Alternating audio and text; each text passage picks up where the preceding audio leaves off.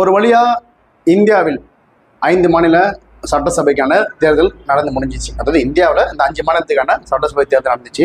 நேற்று நடைபெற்ற இறுதி வாக்குப்பதிவு வெஸ்ட் பெங்காலில் 142 தொகுதிக்கான இறுதி வாக்குப்பதிவு நடந்துச்சு. அதோட தேர்தல் முடிஞ்சுது இந்த சீசனில்.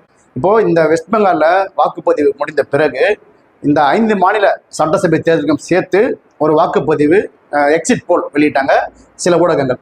இதில் தமிழ்நாட்டில் அதிமுக வெற்றி பெறும் அப்படின்னு ஒரு சில எக்ஸிட் போல்களும், திமுக வெற்றி பெறும் அப்படின்னு ஒரு சில எக்ஸிட் போல்களும், அதாவது இவங்களுக்கும் சாதகமாகவும் அவங்களுக்கு சாதகமாகவும் 2 தரப்புலையும் ஈக்குவலாக தான் சொல்லியிருந்தாங்க.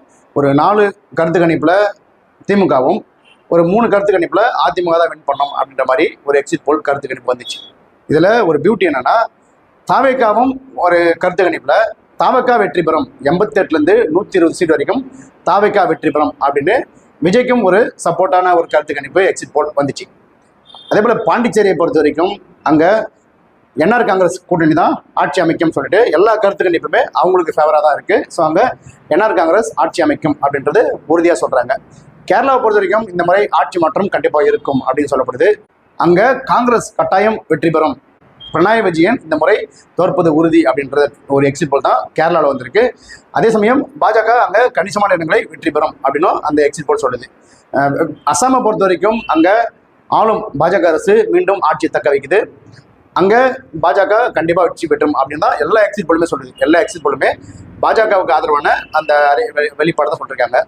அதை தாண்டி இந்த பக்கம் நம்ம வெஸ்ட் பெங்கால் வந்தோம்னா அங்கேயும் தமிழ்நாடு மாதிரி தான் அங்கேயும் வெஸ்ட் பெங்காலையும் ஒரு எக்ஸிட் போல் வருது. எப்படின்னா, பாஜகவுக்கு ஆதரவாக ஒரு 2-3 கருத்து கணிப்புகளும், திரிணாமுல் காங்கிரஸுக்கு ஆதரவாக ஒரு 2-3 கருத்து கணிப்புகளும், 2 பேருக்கும் பெரிய அளவில் இருக்கிறது, 2 பேருமே ஈக்குவலாக நெக் டு நெக் இருப்பாங்க அப்படின்னு ஒரு 2 கருத்து கணிப்புகளும் சொல்லப்படுது. ஸோ இந்த 5 மாநில சட்டசபை தேர்தலை பொறுத்த வரைக்கும் 3 இடத்துல எக்ஸிட் போல்ன்றது நம்ம ஏற்கனவே எதிர்பார்த்த மாதிரி தான் இருக்குது. ஏன்னா அங்கே என்ஆர் காங்கிரஸ் வெற்றி பெறுன்றது ஆல்மோஸ்ட் தெரிஞ்ச விஷயமா தான் இருந்தது.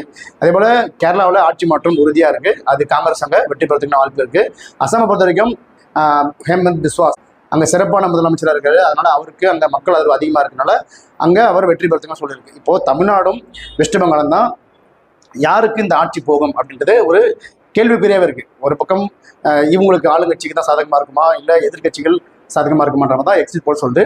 தமிழ்நாட்டை பொறுத்த வரைக்கும் இதில் விஜய் ஆதரவாளர்களுக்கு ஒரு ஆறுதலான விஷயம் என்னன்னா, ஒரே ஒரு எக்ஸிட் போல் அவர் ஆட்சி அமைப்பதற்கான 120 இடங்களை பிடிப்பார் அப்படின்னு அவங்களுக்கு சப்போர்ட்டாகவும் ஒரு கருத்து கணிப்பு சொல்லுது. எந்த கருத்து கணிப்பும் இங்கே நிறைய முறை பொய்த்து போயிருக்கு. அதனால் கருத்து கணிப்புலேயே நம்ம அவ்வளோவா நம்பாமல் மே 4 வரைக்கும் காத்திருப்போம். யார் ஆட்சி அமைப்பார் என்று வெயிட் பண்ணுவோம்.